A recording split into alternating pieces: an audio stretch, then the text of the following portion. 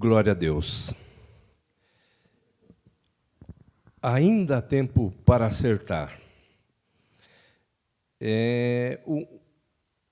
Nós temos um caminho diante de nós e que foi realmente resultado de uma escolha.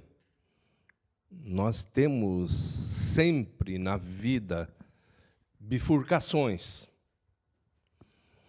No meio do povo de Israel, existiam partidos. Nós podemos contextualizar aqueles grupos de ideologias diferentes.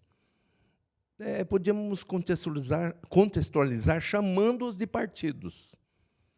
Tinha os fariseus, os saduceus, sobre os quais nós iremos falar, tem os essênios, os sicários, os herodianos.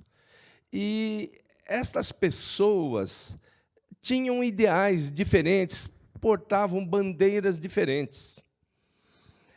E, na realidade, não tinham ouvidos para ouvir a voz do Espírito Santo, que sempre promove unidade no meio do povo de Deus. O Espírito Santo é o maior construtor de pontes. Ele é o maior destruidor de muros e construtor de pontes. Então, o Espírito Santo sempre trabalha na perspectiva de onde existem mais pontos de convergência, e um número pequeno de... Aliás, onde há mais pontos de convergência e menor pontos de divergência, ele construir pontes ali. Nós temos o mínimo de pontos de convergência para estarmos juntos. Mas não era o que acontecia no meio do povo de Israel. E esse povo aqui, ele carregava uma bandeira que é a bandeira do positivismo, da incredulidade quanto ao transcendental, quanto ao espiritual. Eles não acreditavam em nada transcendental. Não acreditavam em anjos, não acreditavam em ressurreição. Ou seja, eles não acreditavam que existe uma outra dimensão interagindo com a nossa. Nós somos da dimensão do físico, do palpável, que Paulo a chama de largura, comprimento e altura. Tudo na nossa dimensão é medido por largura, comprimento e altura. A maioria das coisas são visíveis, mas tem muitas coisas invisíveis. Nessa perspectiva de largura, comprimento e altura. Nós temos uma atmosfera que tem 78% de nitrogênio, 21% de oxigênio e 1% de outros gases, e nós não vemos isso. E muitas outras coisas que nós não vemos, as ondas, as frequências, essas coisas todas que fazem parte da nossa dimensão, que é trabalhada nessa perspectiva de dimensão do físico e do palpável. Mas os saduceus, eles se recusavam a acreditar que existia realmente uma outra dimensão. Ou seja, não acreditavam que existia um céu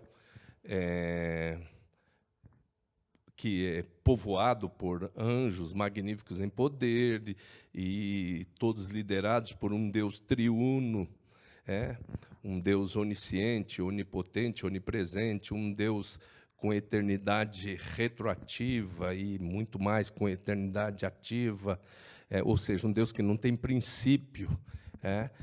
Então, eles não acreditavam nisso.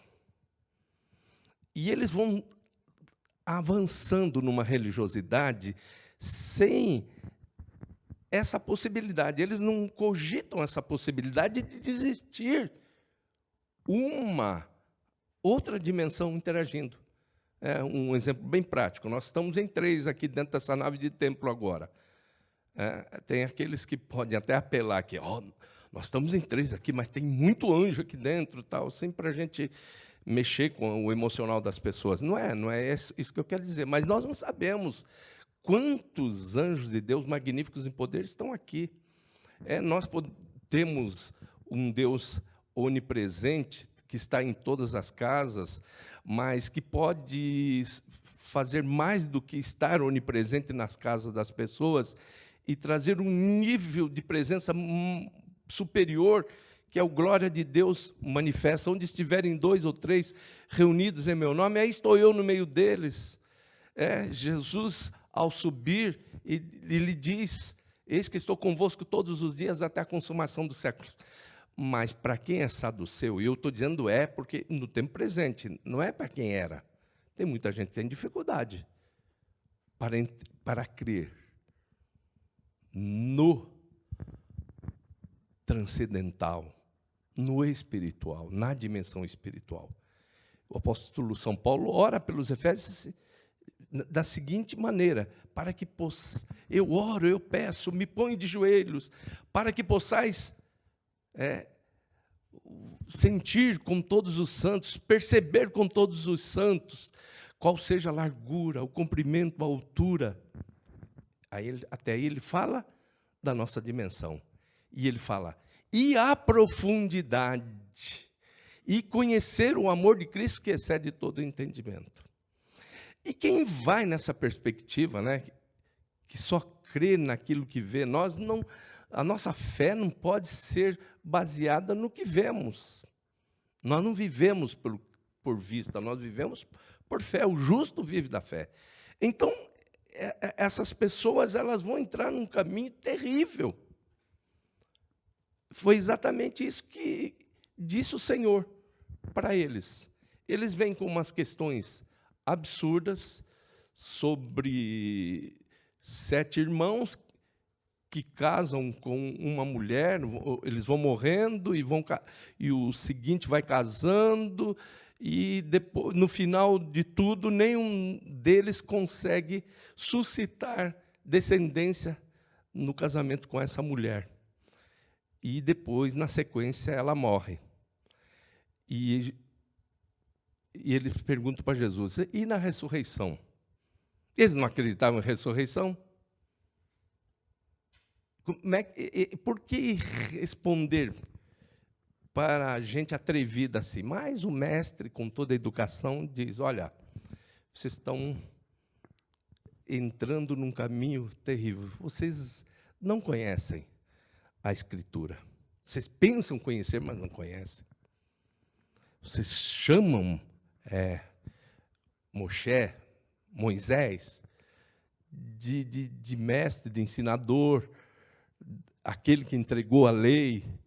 Vocês chamam isso, mas você não entende nada. Logicamente que Jesus está fazendo praticamente a mesma coisa que fez com os fariseus e os escribas. Os escribas estudavam 40 anos para receber o título de doutores da lei, de intérpretes da lei, para Jesus chamá-los de hipócritas. Hipocrisia.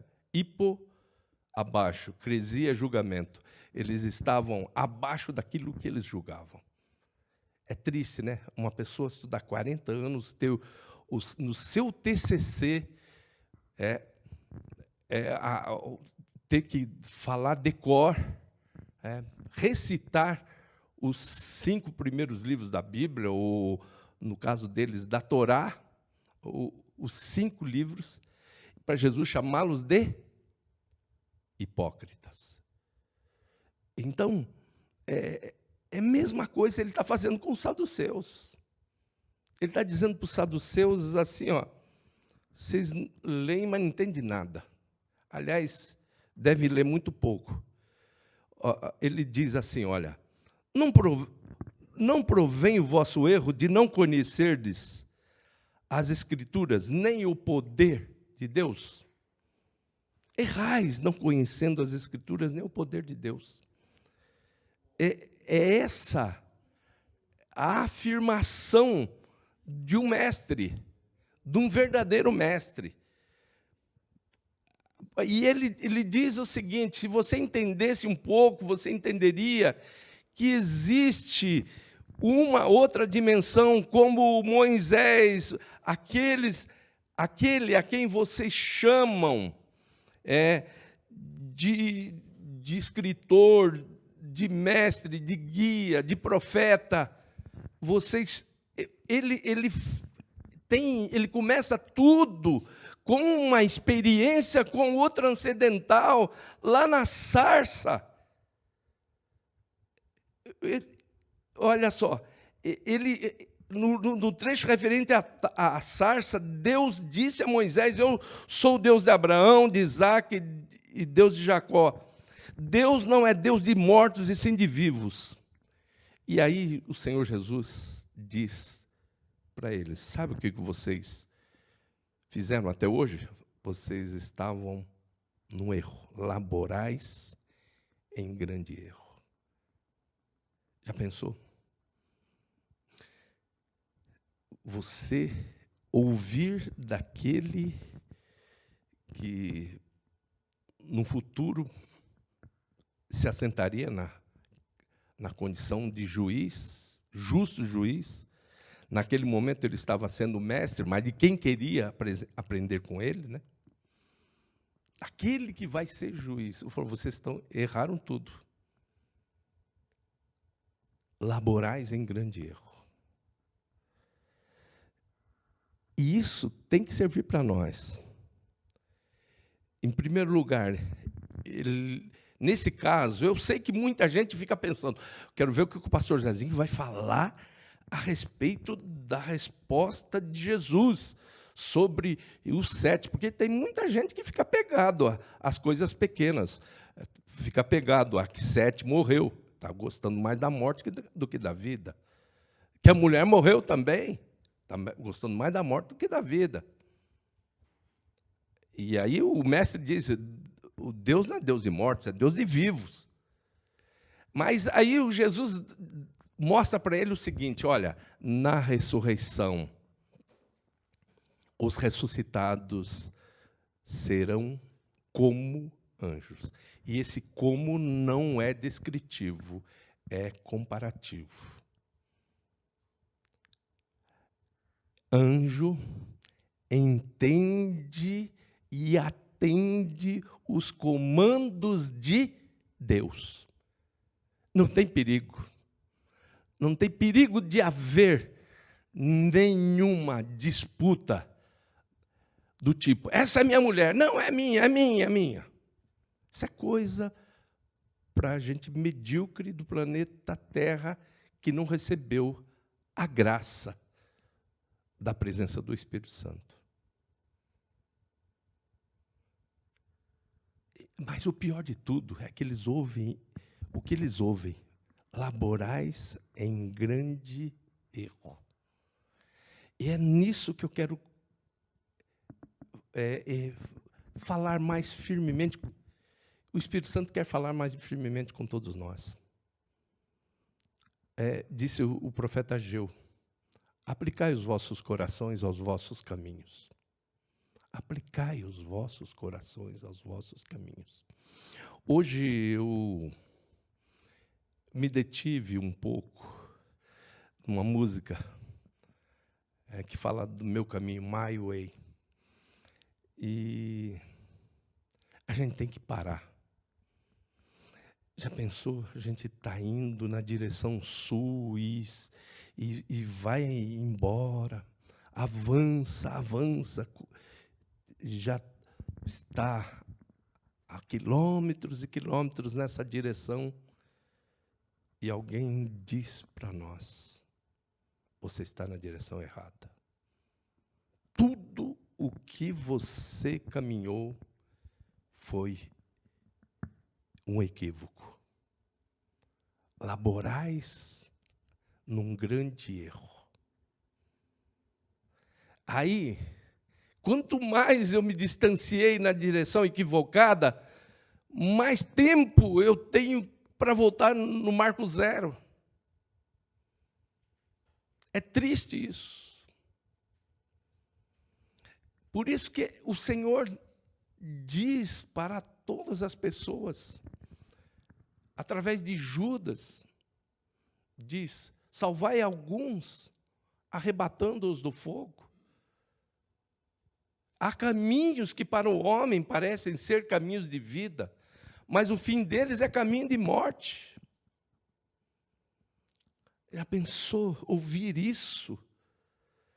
E Jesus não falou só isso, não só falou com esses saduceus, ele falou com um mancebo de qualidade, um menino bonito, elegante, advogado, no meio da sociedade judaica, um jovem destacado, mancebo de qualidade, e que lhe pergunta: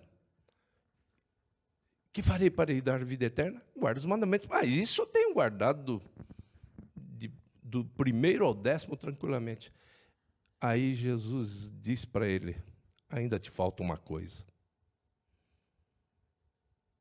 Pior é o seguinte, que é muito parecida essa situação dos saduceus com esse, que dizia que guardava 10 mandamentos. Te falta ainda uma coisa. Vai, vende tudo quanto tens e dá-o aos pobres, e terás um tesouro no céu. E ele foi embora triste, cabisbaixo, porque tinha muitas propriedades. Isso foi por volta do ano 33. No ano 70, Tito invadiu Jerusalém e não deixou pedra sobre pedra. Esse rapaz, esse mancebo de qualidade, que já não era mais mancebo de qualidade, mas já estaria em tempo de usufruir do seu pé de meia, que ele negou entregar para os pobres, perdeu o tesouro do céu e perdeu o tesouro da terra, o seu pé de meia. Laborais em grande erro. É tempo de parar. Esse tempo dentro de casa é tempo para analisar. Aplicai os vossos corações aos vossos caminhos. Semeais muito, recolheis pouco. Comeis, mas não vos fartais. Vestivos, mas ninguém se aquece. E quem recebe salário, recebe como se colocasse num saquetel furado.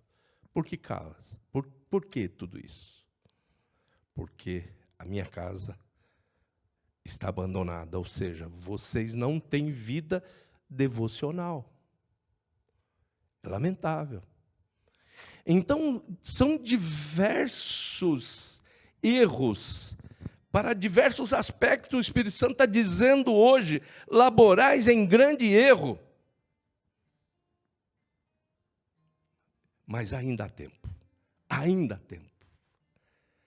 Ainda teve tempo lá para o ladrão da cruz. Ainda teve tempo para uma mulher que perdeu tanto sangue quando tocou na orla do vestido de Jesus. Ainda teve tempo para uma mulher samaritana com 6 insucessos matrimoniais. Ainda teve tempo para um homem que carregava dentro de si mais de 6.000 demônios. Laborais em grande erro, mas foi até hoje só, Senhor, acabou. A partir de agora o Senhor entra na minha vida e pronto, o Senhor vai dizer o que é o certo, qual é o caminho. E ele diz: eu sou o caminho, a verdade e a vida. Ninguém vem ao Pai senão por mim. Amém?